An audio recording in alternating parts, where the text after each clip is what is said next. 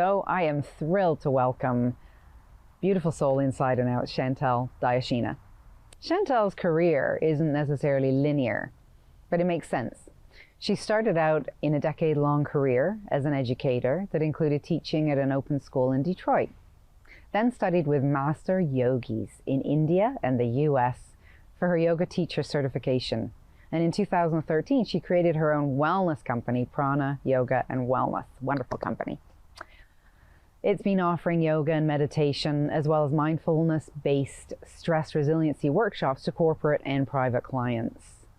And she's also a teacher on the app Insight Timer, which I love Insight Timer. And her podcast episodes actually have garnered over 370,000 combined plays and over 14,000 followers.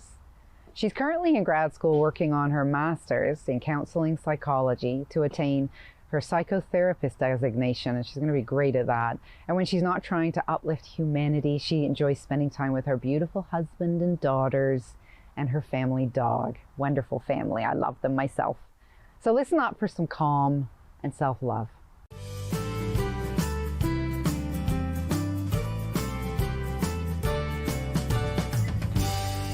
Hi, and welcome to this week's episode. I'm really excited to be interviewing the lovely Chantelle Diachina. And we've known each other for a few years, but she is all about stress and mindfulness, and there was no one else that I wanted to interview for this episode. So that being said, I hope you can take away some points today. So Chantelle, thank you so much for being here. Thank you for having me. Oh my gosh. I'm glad to be here. Thank you. You know what? When I knew that we were doing a subject or an episode on this topic, there honestly was no one else I wanted to ask to talk to it, to speak to the topic. Because I know the wealth of information that you have, but you live mindfulness and spirituality and all of these things. And I always think that you feel like you've been wrapped in a lovely hug when I'm around you, you have that way. So I know if you can help people like me, that I'm sure you'll be able to offer some wisdom to everybody else. So thank you so much. Thank you. That's a high pedestal you've put me on. I want to make it clear that I still experience stress. So like everybody else, I am human, yes, and all the other good stuff. So we can talk about all of that. Now you come from a very Eastern perspective when it comes to the work that you do, which I'd love to hear more about. Also a very sort of almost a feminine spirituality as well that you work with.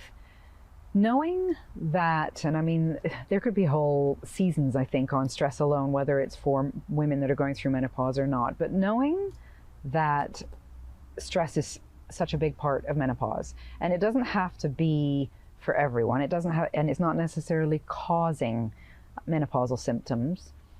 It's more exacerbating them from what the research that I've been doing, and I could very well be wrong, but the research I've been doing is it more exacerbates the symptoms. So therefore, if we put meditation and practices into place, it's not necessarily absolutely going to just decrease the menopausal symptoms that are happening, because some of them are very physiological, and but it could definitely either lessen the severity of things, or at least allow us to hone in on how to handle these things, which I think is the biggest part. And I know with my health recently, that's been a massive part of it. So that being said, that's why I wanted to have you on today, was because everything that you do and talk about can help women, I think, as they go through the menopausal journey. So there are sort of three parts to mindfulness, to helping ourselves mentally. What would you say, or even stress awareness, what are those three areas that you like to talk about? Well, the first is understanding from an Eastern perspective is we're always trying to find out first what can we have control over. So what exactly do we have the ability to try to control? Yes. Because when we can make that distinction, then we can save ourselves a whole lot of pain of trying to fix things that can't be fixed. You're right. And so there's a saying that it's attributed to Iyengar, who's one of the great teachers of yoga. Basically, to be able to recognize the things that cannot be endured in life, then find a cure. And these things that you cannot cure, then find a way to endure. Oh, I love that. Right. And so if you just pay attention to that, and basically what it's saying is, and this applies to everything in your life, everything. So if there's something going on, I ask, and it's upsetting me, it's agitating, can this be cured? Is there something that can put a stop to this? Okay. Right? Yes. Some things there are. Other things, if it's an external situation that I have no control over, I can't stop it. So therefore, then I'm going to have to find a way to endure it. And so if I can't leave the situation, if it's something that's just prevalent in my life, then the endurance piece is about how do I adapt, how do I adjust in a way that I can still thrive and cope and manage. So makes sense. So that's the first part, is that mindset of understanding cure or endure. So Okay. it kind of informs what we do. And then from there, it's recognizing that there are 3 areas of suffering in yogic perspective. And so basically recognizing the source of those sufferings. So it's either going to be something that comes from nature, something that comes from others, or something that comes from self.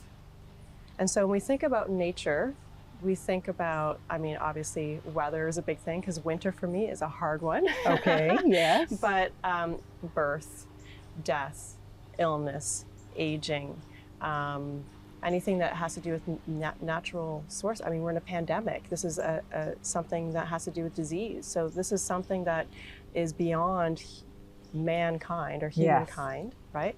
And so we recognize that those things are beyond our control. So that's an endure situation. How do we make the most of it? How do we build resiliency?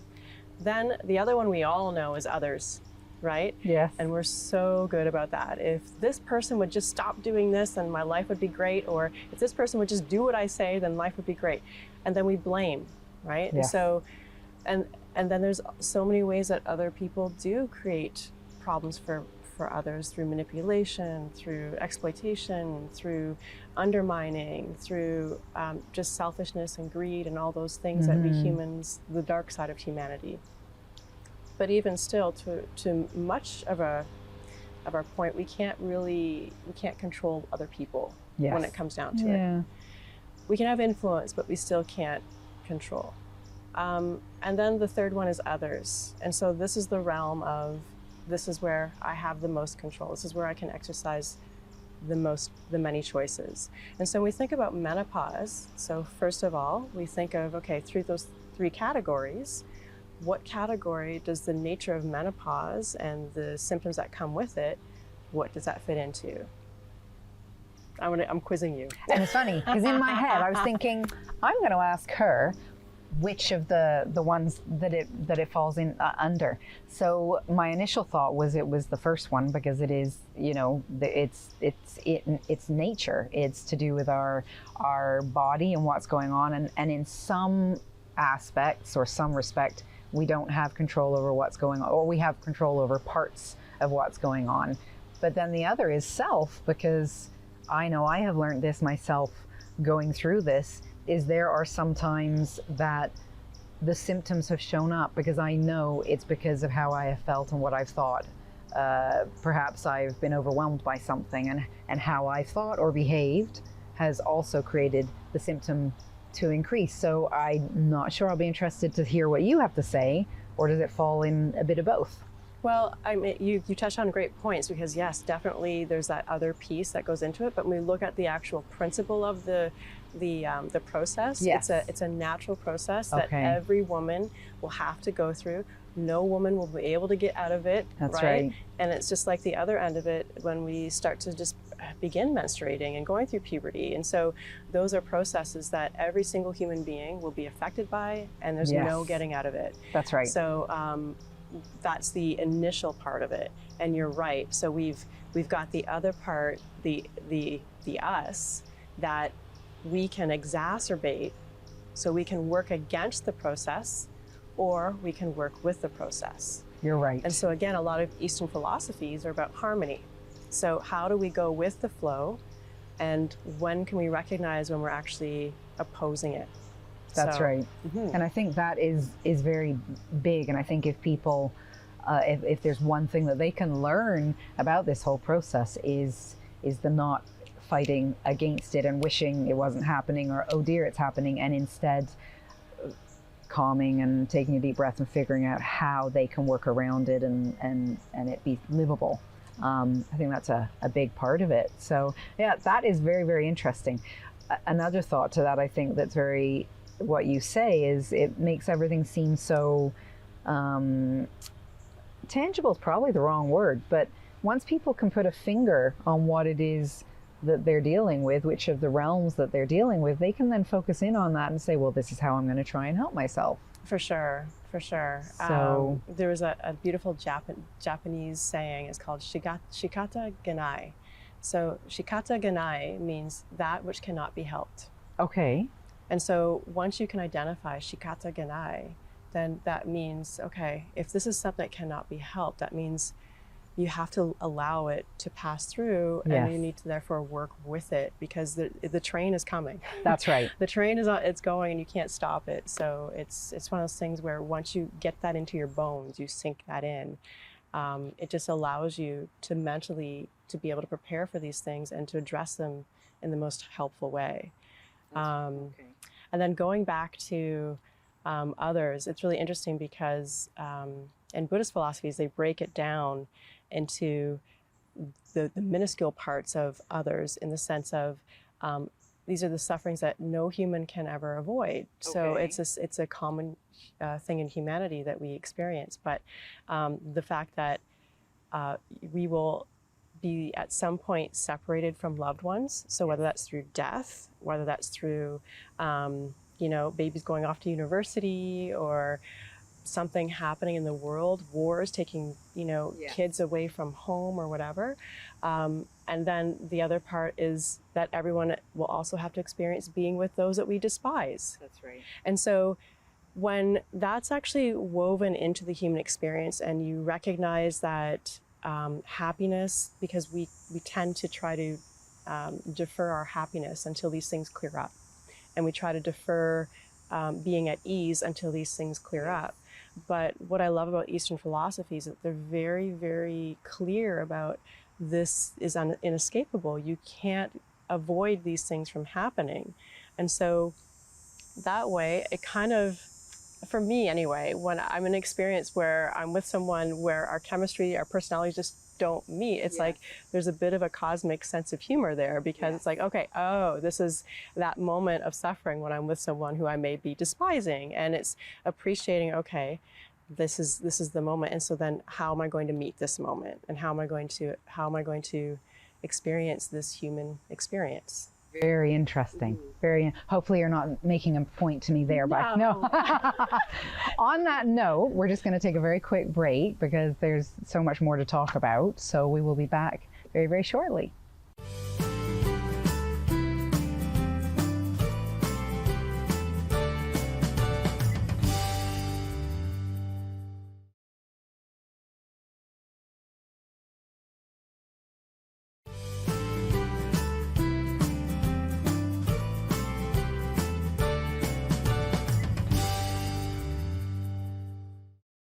So we're back. I tell you, there could be so many hours worth, I think, of discussions here. So let's go to the actual sort of, not connection of menopause and stress necessarily, because we know it's probably a given for many, many people, but instead let's talk about things that women can put into practice in order to help themselves, to make them or allow them to feel like they have more control.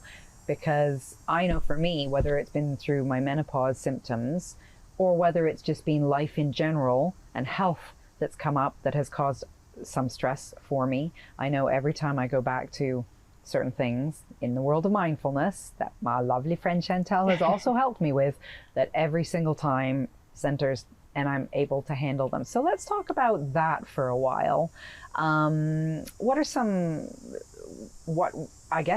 do you have to say about that to offer some wisdom, and what are some things women can think about?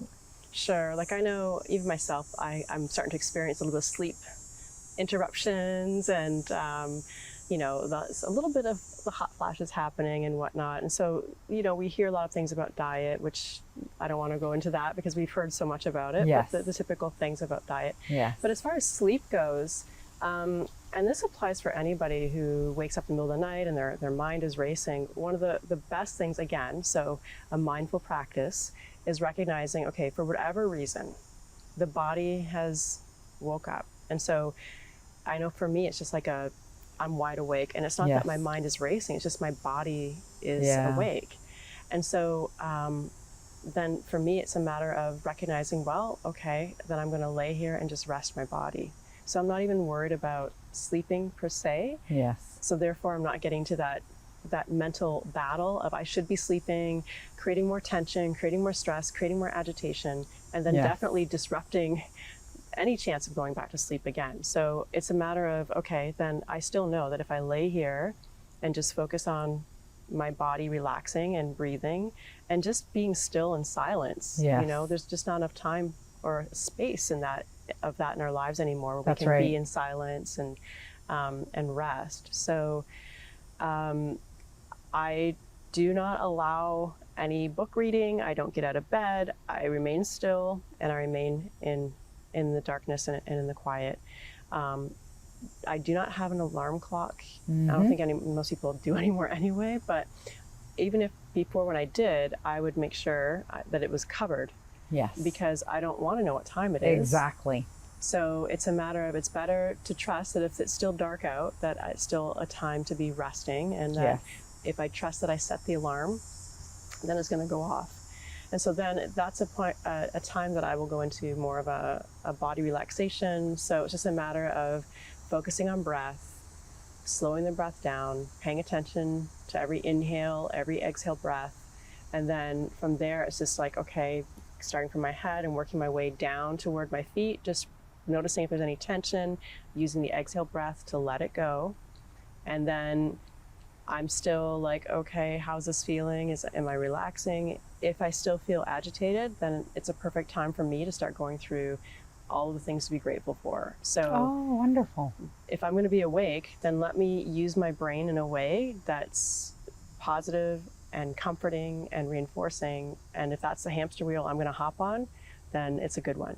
So I think that's a wonderful, I'm hoping that there are women that have really taken especially that point to heart rather, because I think it's so often the point that you can lie there in bed and you hear women say it all the time. They start to go through the list of things that they, you know, could be doing and what they missed the previous day, which is a negative and causing tension. And I think if anyone can take away from this right there to actually use it as that time where I get to celebrate and have some quiet time and peace, and then actually focus on gratitude rather than the things to do, I think that right there is a wonderful, wonderful point for women to take home. Mm-hmm. Actually, I had one client, you know, I'd never tried this, but it worked for her. She would actually, in her mind, go through the sun salutations. Oh. And she said that would knock her out every time. I'm like, I don't know what that says about my teaching, but anyway. Oh, wow. And I think for people that don't do yoga, sun salutations is a flow that you go through yoga with. So, and you could really apply that to anything, visualize yourself doing anything calming, right, and watch yourself go through it. I mean, whatever works. Every step by step. So, I mean, I've heard other people using like baking, because people relax with baking, or some men like woodworking or something like that. But it's actually step by step going through and going in the flow of moment by moment. I love it. I love it. And I want to touch back as well on the point that you made about, you know, lying there and enjoying and embracing and things like that, because I know that I used to fight against, I always was a clock looker. I would always roll over and look at the clock. You see that the clock isn't the time that you want and you get frustrated and then you're not falling back asleep. So that I stopped a long while ago. But it was a game changer for me as soon as I stopped fighting not being able to sleep anymore, and I just literally lay there and did the breathing. It was a game changer. So there's hope for women to really understand that if they can do that, that they will eventually get back to sleep. Absolutely. And then the other thing too, I mean, if we think back for those who have been mothers and had babies, when they go through growth spurts at night, they're wide awake because they've learned something and they're trying to figure stuff out. I mean, we're still getting information too. And so sometimes maybe we're stimulated through the day, maybe there's something else that we are trying to integrate and our brains are just trying to figure out. Yes. And we don't necessarily know why. And so again, it's just a matter of, okay, I'm going to trust my body knows what to do. It's doing what needs to be done. That's and right. so then I'm going to relax here and allow that process to unfold. So Yes. it's just, again, going with it, being in harmony with it instead of trying to fight it. Any which way is helpful. And that's right. Yeah. I think it's huge, and if, because especially going through menopause, this is such a time of stress, and one thing can lead to the other, which I know, you know, we seem to have spoken about in every episode, and I know it'll apply here, because if we wake up, we become stressed, we're having a hot flash, and then the hot flash might then create, you know, angst in us, and then we don't sleep, and then we wake up and we don't even go to sleep again, and we're tired. So if women can get to the point where they are at peace with being awake and refocusing how they look at that, that could be a huge game changer for them in many ways. And again, just appreciating that everything comes and goes, like nothing lasts forever. And Yes. so it's this ability to recognize, okay, if there's a hot flash happening, it's not going to last forever. Yes. And so instead of cursing it, and again, we're not in the flow of this process unfolding, it's here. So then it's just knowing that, okay, what can I do now to be comfortable and to allow this to come through, and so that I can be the less, or as least resistant as possible to it. So Yeah. it's just recognizing what's happening and trying to be in harmony with it. That word harmony keeps coming Yeah. up. I think that's wonderful, because I think that's really, you know, be in harmony with the menopausal years as much as we can, and I think it will really truly help us get through it much better. For Might sure. not completely finish things. And you've spoken a bit about breath. I don't know if you want to speak even more about that, because, you know, it's becoming more and more prevalent. People in the world of wellness have always understood the importance of breathing. I don't know if the majority of people have really understood the importance of it to our health. Tell me how it, for instance, it falls within one of the limbs of yoga in itself, but you know, whether it's the importance of, the impact, how we can do it in order to really, again, calm ourselves and help us get through that hot flash that seems to be going on forever. Yeah, our breath is one of the best resources we have, and it can also be one of the most antagonistic things that we have available to us. And the reason being is because the breath and the mind are connected. And so where one goes, the other will follow. So what that means is that if I'm in an agitated state and I'm not breathing consciously, Yes. that means the thoughts, which are of an agitated energy, are going to control the breathing pattern. And it's going to mimic the thoughts. Yes. And it's just going to be a feedback loop between how I'm feeling in my mind and the emotions, and the breathing is going to support that. Yes. So it's a matter of recognizing when I'm feeling tense, then I can adjust the breathing. And so what most of us don't realize is that, first of all, on a day-to-day average, we're breathing maybe in the top third. So we do a lot of chest breathing. So it's shallow. We inhale, and as we inhale, the chest expands, and then the belly, you know, it will relax on the exhale. And so we kind of have it backwards. This is Yeah. stress breathing. And what that does is that it actually contributes to that stress response in the body. So unknowingly, because we're not breathing deeply, we're not breathing slowly, we are helping to stimulate the sympathetic nervous system. And so it's just, we are perpetuating the cycle. That's right. And so by learning to breathe consciously, and it's not just a matter of slow breathing, which is helpful in the beginning, like that's, even just doing that is something. As everybody takes a deep breath while you're talking. Yes. So, but to go even farther with that is to be able to practice abdominal breathing. And abdominal breathing is how we all came into the world to begin with. So if anyone has access to babies, if there's a grandparent out there or a new mom, if you can watch a child, usually between birth to age 3, and you watch how they breathe, when they inhale, their belly expands like a balloon, and when they exhale, the belly contracts. It's just natural. That's how we breathe. Yes. And actually pets do the same thing. So if you watch how Right. your pets breathe, their bellies are doing this all the time. And so that's the natural and most optimal way of breathing. And so to do that, then we practice breathing, sending the breath down I say imagine to the belly button, so that as you inhale, the belly expands, and then as you exhale, you contract the abdominal muscles to squeeze the breath back toward the spine. Yes. And then you practice that. So that starts to stimulate also the diaphragm. It's actually called diaphragmatic breathing, but it also stimulates the parasympathetic nervous system. And so now we're breaking up that stress response. Studies have shown that in women with fibromyalgia, like cortisol is a stress hormone, but in healthy doses, it actually acts as a pain reliever. And so with women who have fibromyalgia, once they started practicing the breath, that they found that their levels of cortisol went up because they had low levels. And so it balanced out their levels so that it increased their cortisol levels. And so it acted as pain relief, right?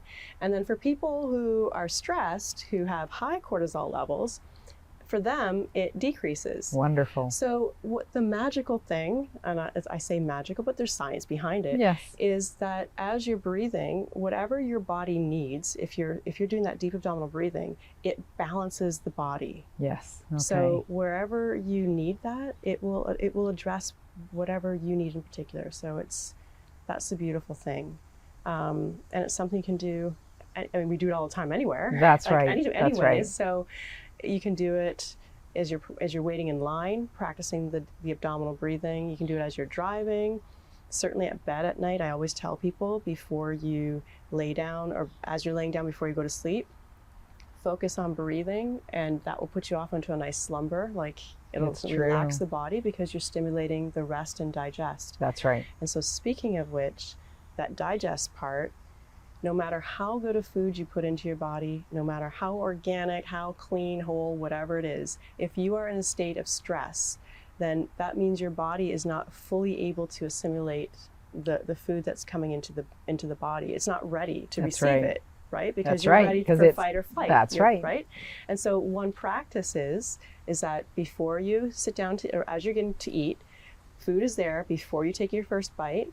Just take a few deep abdominal breaths, get into a state of relaxation, then start eating. Now your body's ready to receive the food. Wonderful. Which I think as well, there's so many connections there with menopause, even women, I'm sure sitting down who may be stressed anyway, knowing that it can affect digestion and knowing how some women really feel or even experience the weight gain and things like all of these they might seem little, but they can all help. So, and I read something really interesting just the other day, and it was about the fact that women experience stress far differently than men. Men can shut off the emotions when they become stressed. I know you know this, but men can shut off their emotional side and their very logical, practical side mind comes in for what they have to do, so the emotions are shut off for the most part. Women, for the most part, it's that practical reasoning that actually shuts off, and more the emotional and the connecting with others and the building community around them and talking about things. It was just a very interesting article to read, and I can see it in how I and my husband and son all differently react when it comes to stressful situations. They just don't react. I do. What can I say? but what's in the middle though? Yes. Between those two is the wise mind. That's right. And so you actually, even though rational seems like it's cool as a cucumber, it's still missing out on information because the emotions are shut down. Yes. And so it's meeting in the middle. Exactly. And pulling from both of those perspectives, and then that's known as the wise mind. I know also that you wanted to touch on the feminine spirituality. So before we end this wonderful interview that I feel, again, we are going to have to talk again, let's touch on that topic. Yeah, so it kind of goes into harmony, like the idea of harmony and understanding, what can we do to be helpful and what can we do to be in harmony with the process of every stage of being a woman, and then also standing in the power of being a woman. And I think exactly, and so one of the ways of doing that is that I've stumbled across in my own, discovery and exploration is the idea of recognizing the stages of womanhood, and starting as girl, maiden, mother, and then crone. And this idea that, you know, it naturally evolves into the other. Yes. And what those stages mean, and that every stage in between has an initiation. And so an initiation means that there's going to be tough parts. That's right. There's going to be breakdowns. There's going to be, in the sense of recognizing that you're no longer this version of yourself, but yet you're not even the new version, and you're in this weird in-between stage. And what does that mean, and how do I navigate that? And so that's the stage of like the chrysalis of, yes, you know, going into that dark unknown. Who am I? Everything you thought you knew about yourself is not applicable. Everything you thought about the world is not applicable. Things are changing. Everything around you is changing. And so how do you navigate that? And that explanation of, you know, recognizing that you're leaving one phase of womanhood and then entering a new one, and what does that mean? And so the crone stage is the wise woman, and it's the stage of where women have accumulated all of this experience and knowing. It's the way that we know in the world. So it's the intuitive, it's the sensing, the relationship, it's all of those things that make women function differently than men. Yes. And may not always be appreciated in the world. And so there's space for that, and there's space to dive into that. And that's a beautiful piece to recognize. But then that dark part is always the gooeyest, and it's the part that says you need to come in and do some work. And by that, what I mean is, usually we go through life and we accumulate experiences, we accumulate beliefs, we accumulate thoughts and other people's opinions and experiences of us and how they think. And all of these things inform how we see ourselves. And so part of that goo part is the breaking down of that stuff too, and the stuff that we haven't addressed. The things that we've kind of, it's too painful, I don't want to go there, or I don't know if I can handle it. I don't know if I can cope. I don't know if I can manage that. It's those places that are the scariest, that when we're in the dark, that's what we need to lean into, because that's where even more wisdom is. But that's where we also gain our resiliency, and our true power comes from leaning into the most difficult spaces in the psyche. Yes. And so by doing the work, that means, you know, if you need to go to counseling, which I recommend everybody does at some point in their life. Totally agree. Go to counseling and work through things. If there's a move that you have been neglecting, like you're at a job that you're not happy with, and you've been miserable, but you're doing your time, you know, and meanwhile it's taking away your life force and your vitality, then are you being honest with yourself? And are you sacrificing something just for comfort, right? So it's all of these things of facing truths and then working your way through that, and doing whatever it takes to shed those layers so that you can really live fully, because this is setting you up for the next, you know, half of your life. That's right. And so if you don't address these things now, then it will only exacerbate in those later years, and also make all the symptoms worse, because when we're not in a good place, you know, the smallest little poke can seem like a puncture wound, right? And so when we are able to deal with that, then we have more give, we can resilient, we can bounce back, we can handle a little bit of pressure and not feel like it's the end of the world.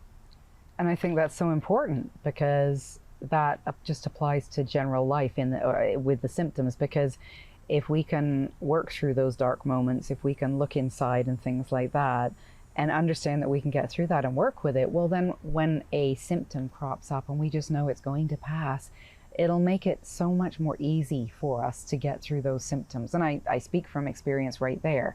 I think mindset is everything with this. So it might, as we said at the beginning, it may not make the symptoms go away, but all of this work on ourselves will definitely help us get through the symptoms.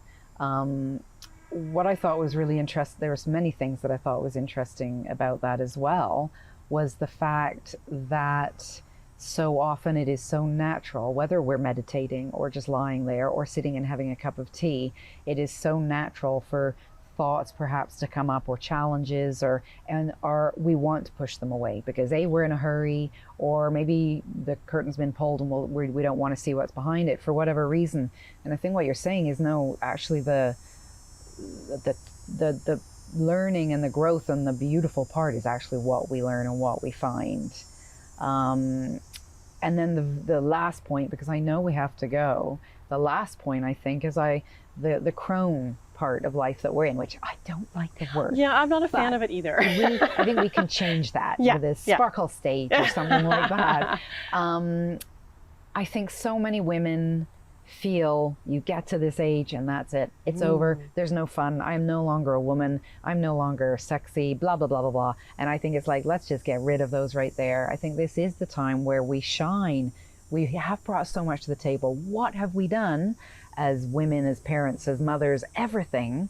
And moving forward, knowing that you can still move, we can still work out, we can still dance, we can still see friends, but we have so much to share, so much wisdom. And that I just sort of wanted to tie in with yours, is that menopause is no longer about a time that we need to fear, and it's the start of us no longer being. It's actually just another stage, and we can grow through it.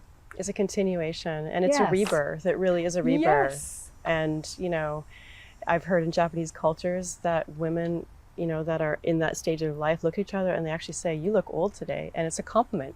Oh, I love it. Because it's seen like you're wiser, you're more beautiful. Wow.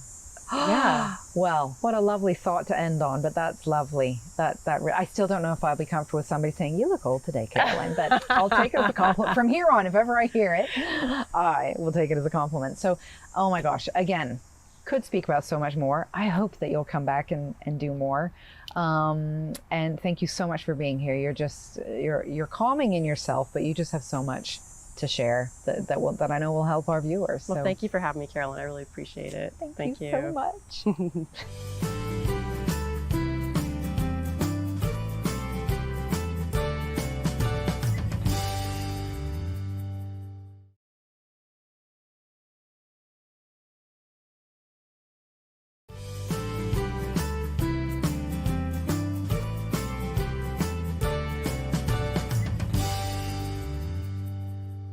So here we are again for another panel of perspective, which I'm really excited about, and I'd love to introduce my guests. First of all, Cindy Benning, who is a leadership development coach with Dragonfly Insights Coaching. Thank you for being here. Thank you. I'm happy to be here. And last but not least is Nicole Langdon, owner and coach of Worn Edges. And thank you so much for being here. I'm really excited to have this discussion with you both today. Thanks for having me. So today we are talking about stress, because I don't know about you, but it seems to be quite a big component of this whole menopause journey. So thank you so much for being here. And I know different women, just like with anything with menopause, different women struggle with different things and different areas, challenge them. So whether or not stress is something for you, I'm not sure. Have you found, let's start with you, Nicole, have you found in any way the stress has exacerbated things for you when it comes to symptoms, or have you found stress as being part of your life to do with menopause? And I don't even really know where I'm at in the whole menopause. My doctor hasn't talked about it with me. I've gone through a mental health crisis in the last year and a half, and everything gets, blamed on certain things. And yet when you mention menopause, it's never a conversation that is continued. And so I think, my aging, the stress has been a major factor. And I think, you're changing, everything's changing. And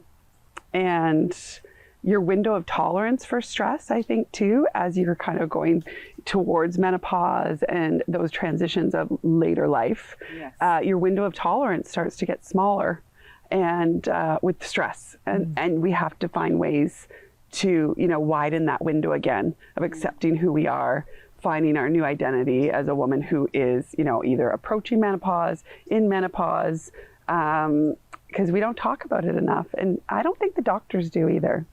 If that's just my opinion. And you're allowed to have your opinion. And that's very interesting as well, but we can talk about that, about not quite knowing. So I think I've found, since I've even started on this journey, That's what has been very interesting, is a lot of women don't really even know where they are on the menopause spectrum. So, well, thank you for your honesty there. Yeah. How about you, Cindy? Have you found that stress has been any component of your menopausal journey? I think that everybody has some degree of stress in their life. So it's kind of a chicken egg thing. Is menopause another stress that is added to already existing stress? Or does it just make the existing stress less manageable? Because you're going through all of these other things that are associated with menopause, like the mood swings and the hot flashes, and that makes your existing stress even more difficult to deal with. So it's hard even to know which is one causing the other, you know? That's right, and that's a really, really good point. That's a brilliant point, actually, because I think at the end of the day, personally, this is what I feel. I don't know if it's right or wrong, but just with my health journey and also with what I do, I think at the end of the day, stress is stress, in a sense that it probably doesn't matter where the stress comes from. Is it menopause? Is it not menopause? I mean, it's always good to get to the root cause of things, but I think it's actually, and just like Chantelle was talking about when I was interviewing her about this, I think it's just doing what we can. Okay, I have stress, I am stressed. What can I do to help ease that? Have you found, do you have certain practices that you find, or have you even thought about doing certain practices to help alleviate stress in any way? Have you found? I find communicating, like making the people in your life really hear you, because chicken or the egg, whether the stress came because of the menopause or whether you're just not coping with it as well because the menopause is adding it, I feel like we don't give women grace. Beautiful way to put it. And I have just asked for more grace in my life from the people surrounding me. And this may be not fit for TV, but it's like I'm either bleeding or bloating or approaching that, and then that's changing. Then all of a sudden my two girls are like bleeding and bloating and changing, and there's not a lot of grace surrounding, wives, mothers, women who are, all these changes.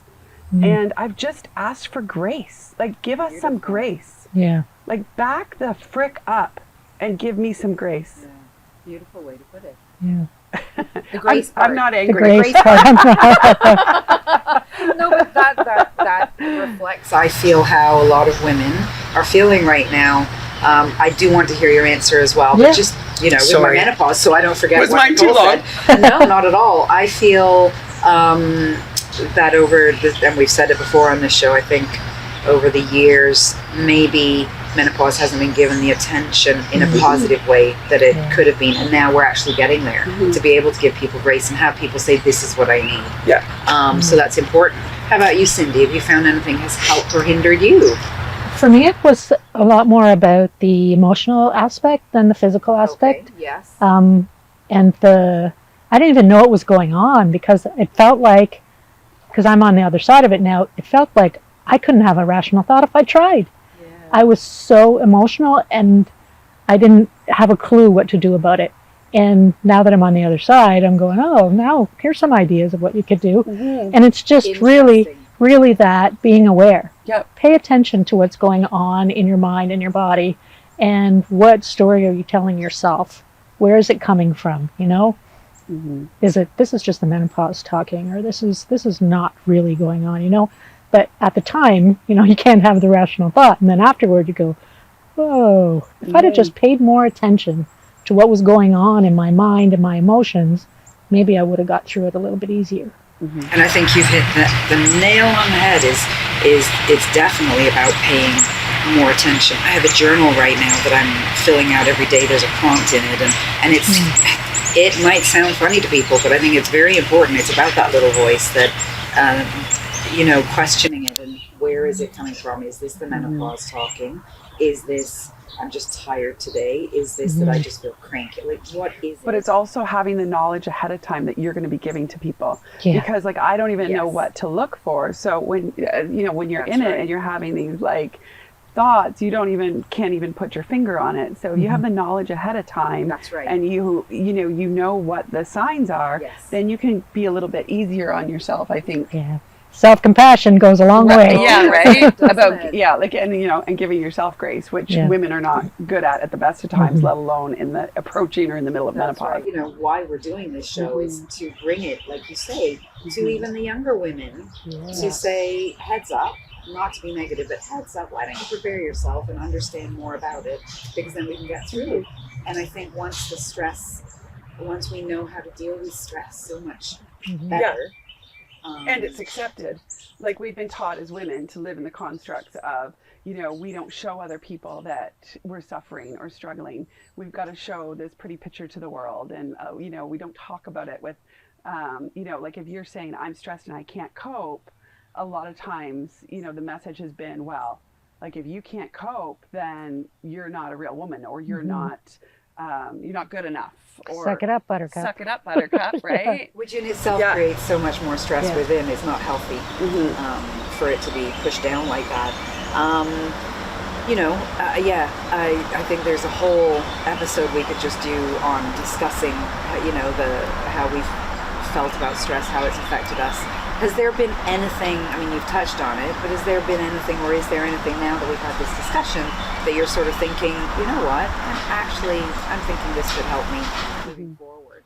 Well, just listening to what Cindy said, I'm already giving myself a little bit more grace. Good. So, do you know what I mean? Like, it's, Self-awareness and self-compassion. Those are the two big ones for me.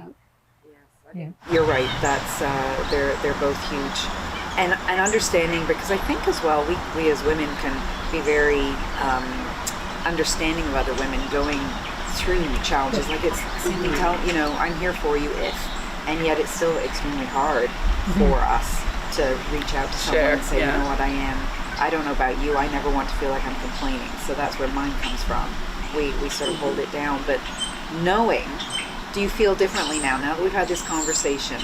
Because knowing that stress has an effect on our symptoms, and knowing that if we can, help our stress levels, I mean, we're not saying we're going to eradicate the symptoms altogether, but we're certainly going to hopefully ease things up. Will you do things differently now? Will you have different conversations with the women in your lives? I think I've already started, because you have brought this to my awareness, and obviously I'm going through transitions. So I think I've already started, but it makes me super happy that I'm going to continue to learn more and meet more people and have more conversations. And and hopefully take the knowledge that I'm learning from you and the show and people and support other women and share it. Wonderful. That's key. How about you, Cindy? Yeah, and I'm just thinking probably I have 2 daughters and 2 stepdaughters and a daughter-in-law, and so, all of these women are going to at some point in their lives be dealing with hormonal transitions, which is really what this is about, and the body and mental changes that go with that, and to be open to have those conversations with them in advance and not when they're going through it. That's right. We've been very, I think, over the centuries, it's been a very reactive situation, hasn't it? And I think if we can be proactive with our health in general, but also with these conversations so that people don't get so stressed leading up to it, I think that's going to be huge, and having those conversations, I think that's really important. Yeah, like in 20 years from now, when my first daughter starts going through it, I'm going to be 80 years old. What am I going to have to offer when I'm 80? So now's the time. You're right. And not only that, I think we can forget. I mean, you get to a certain age. I was reading a book recently, and that's what she said. I spoke to my mom about it. My mom's late 70s, 80s, and she didn't really remember. She just, had a few items to tell me or tidbits to tell me, but she didn't really remember. And I think that's so key. The other point as well, I think when we're young, things are, and again, this goes back to this book. It's not my thought. Our changes are celebrated where, we're going to be a young woman, and we're going through, we're starting our periods and all these things. And then, exactly. And then we get here and it's almost as if it's a downward spiral. And that adds to the stress too. Like all of a sudden, I'm not a woman, or people don't see me as a woman. The word isn't very sexy. No. And do you know, Dr. Jen Gunther, I think that's how you pronounce her name. She was offering a lot of research, And it was menopause didn't come from pausing. Actually, it was a French word, but it was basically something monthly that we were getting. There's far more to her explanation than that.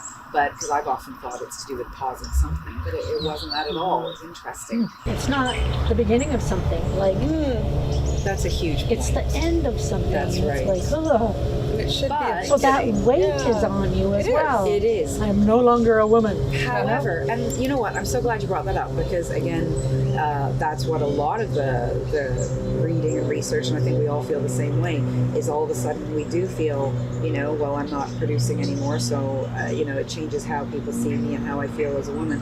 And yet, it's really just it's a physical change within. It's a biological change, but that doesn't. We're not our estrogen. It's just us changing to the next level. And when we think of all of the experience that we brought to the table and what we've been through and the children that we've had, or if you haven't had children, still there's so much wisdom. It's making us stronger, really, because we're gathering new experiences and we're going through more tough times and we're weathering them and we're walking through and we're still standing. That's right. And so it's actually making us wiser, stronger. That's right. So if we could turn our stress around, if we could look at it all as a positive, in some countries, those people, how they view menopause and how they talk about it and how they describe it, the women struggle much less with menopause symptoms. Right. So Really, I communication think, is key. Yes. You know what? This has opened up a whole, we could go on for days and weeks and years, I think, talking about this. I think it's a conversation worth having more conversations about. But I'm really grateful that you came here today and at least started the conversation with me. So thank you, both of you, for being here. Yeah, welcome.